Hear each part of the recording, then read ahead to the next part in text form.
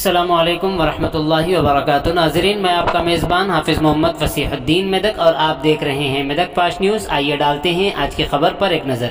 Medak town में वाक़े DSP दफ्तर में आज एक प्रेस कॉन्फ्रेंस का इनेकाद अमल में लाया गया। इस प्रेस कॉन्फ्रेंस में ज़िले मेदक के एडिशनल एसपी डॉक्टर बालास्वामी ने बात करते हुए मेदक मंडल के अवसलपल्ली और हवेली घनपुर मंडल के नागपुर गाँव में हालिया कत्ल के वाक़े की तफसीलात बतलाई। उन्होंने बताया कि नागपुर गाँव के चिंतलाकुंडी देवेंद्र 27 साल को इस माह की 17 तारीख की रात को उसकी मां चिंताकुंडी भूमव्वा 53 साला और छोटे भाई कृष्णा 23 साला ने जहर देकर हलाक कर दिया था, जिस पर इस वाक़े में मुलविस मुलजिमों को गिरफ्तार किया गया। और जब मुलजिमों ने एतराफ़ किया कि उन्होंने मकतूल देविंदर का कत्ल किया था, जो चोरी करके उनका नाम बदनाम कर रहे थे।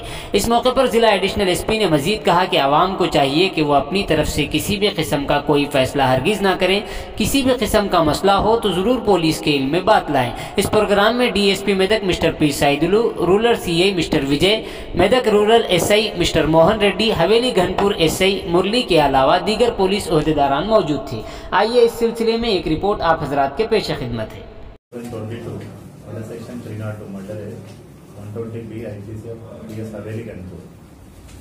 సో ఇందులో జరిగిన విషయం ఏంటంటే కొంచెం స్టోరీ చెప్తాను మీకు. రీసెంట్గా ఒక 5-6 డేస్ బ్యాక్ ఇక్కడ పాపన్నపేట విలేజ్లో ఒక తల్లి తర్వాత ఇద్దరు కూతుళ్ళు వాళ్ళ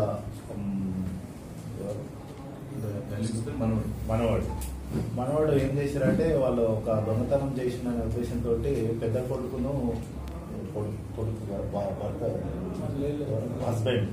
హస్బెండ్ తాగి వచ్చి బాగా గొడవ చేస్తున్నాడని వాళ్ళే ఊరేసి చంపడం జరిగిందండి పాపన్నపేట. సో ఎట్లా జరిగింది అంటే ఇట్లా మాకు అన్ని తాగి వచ్చి ఊరికే గొడవ చేయడము ఇవన్నీ జరుగుతుంది. సో కుటుంబ విలువలన్నీ పడిపోతున్నాయని ఒక మీ దగ్గరనే మన DSP గారు చేస్తున్నప్పుడు ఈ హవేలి గన్పూర్లో నాగపూర్ విలేజ్లో జరిగినటువంటి ఇన్సిడెంట్ కూడా మాకు నోటీస్లోకి వచ్చింది.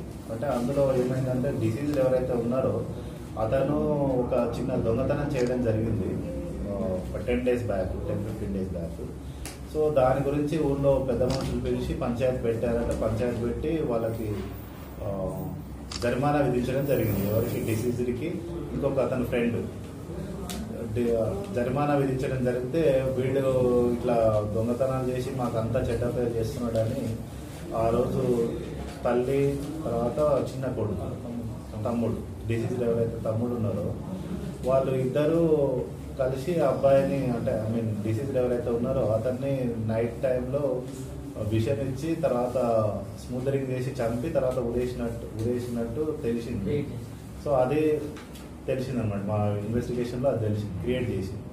సో దాని గురించి కూడా నెక్స్ట్ డే ఆ ఊరి పెద్ద మనుషులు కొంతమంది పంచాయతీ చేసి ఇది మీరు మర్డర్ చేశారు, నిన్ననే మీకు పంచాయతీ పెట్టి దొంగతనం కేసులో ఇది చేశాము, మీరు ఇట్లా డబ్బులు కట్టాలి అనే ఉద్దేశంతో వాళ్ళ మీద తీర్పు చెప్పి తర్వాత అంత్యక్రియలు కూడా కంప్లీట్ చేశారు. ఎప్పుడు 18/9/2022 కంప్లీట్ చేసి అది మా పోలీసు వాళ్ళ నోటీసులో కూడా తీసుకురాలేదు. సో ఒక క్రైమ్ జరిగినప్పుడు దాన్ని లోకల్ పోలీస్ స్టేషన్లో ఇన్ఫార్మ్ చేయకుండా పెద్ద మనుషులే దాన్ని కూర్చొని చట్టాన్ని అధిగమించి వాళ్ళే నిర్ణయం తీసుకోవడం జరిగింది. తర్వాత డిసీజ్డ్ ఎవరైతే బాడీ ఉందో దాని బాడీ అనేది కాల్ చేశారు అనమాట. కాల్ చేసి దినాలు కూడా అయిపోయినాయి, అన్ని కంప్లీట్ అయినాయి. సో ఇది మాకు నోటీసులకు ఎప్పుడు వచ్చింది 26th రోజు నోటీసులకు వచ్చింది. 26th రోజు నోటీసులకు వచ్చింది. నోటీసులకు వస్తే పిలిచినాము, వెరిఫై చేపిస్తే వాళ్ళు చేసింది నిజమే అని వాళ్ళు కంప్లైంట్ చేశారు. సో దీంట్లో ఇద్దరు ఎవరైతే ఉన్నారో మెయిన్ అక్యూజ్డ్ వాళ్ళిద్దరిని తల్లి తర్వాత కొడుకు చిన్న కొడుకు తర్వాత ఎవరైతే పంచాయతీ చేసిరో వాళ్ళ చట్టాన్ని అతిక్రమించడం వల్ల వాళ్ళు కూడా ఈ క్రిమినల్లో పార్ట్ కాబట్టి వాళ్ళని కూడా అరెస్ట్ చేయడం జరిగింది.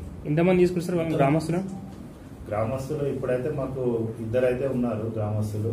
వీళ్ళు ఇద్దరు ఇక వెరిఫై చేసి ఇంకా ఎవరైనా ఇన్వాల్వ్మెంట్ ఉంటే వాళ్ళకు కూడా మొత్తం ఇప్పుడైతే ఇద్దరు ఉన్నారు.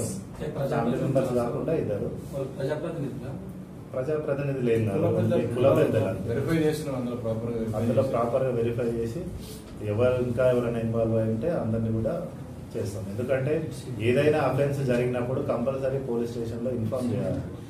న్యాచురల్ డెత్ కాకుండా అంటే సహజ మరణం కాకుండా మిగతా ఏది అయినా కానీ కంపల్సరీ పోలీస్ స్టేషన్లో రిపోర్ట్ చేసిన తర్వాత, ఒకవేళ సహజ మరణం కాదు అంటే హోమిసైడల్ కాదు అంటే ఎవరు చంపలేదు, సో తనంతటే తానే చనిపోయింది అన్నప్పుడు 174 అని చేస్తాం అనమాట. అంటే సస్పిషియస్ డెత్, అనుమానాస్పద మృతి కింద నమోదు చేసి దానికి కారణం తెలుసుకొని దాన్ని మేము రిపోర్ట్ చేసి చేస్తాం.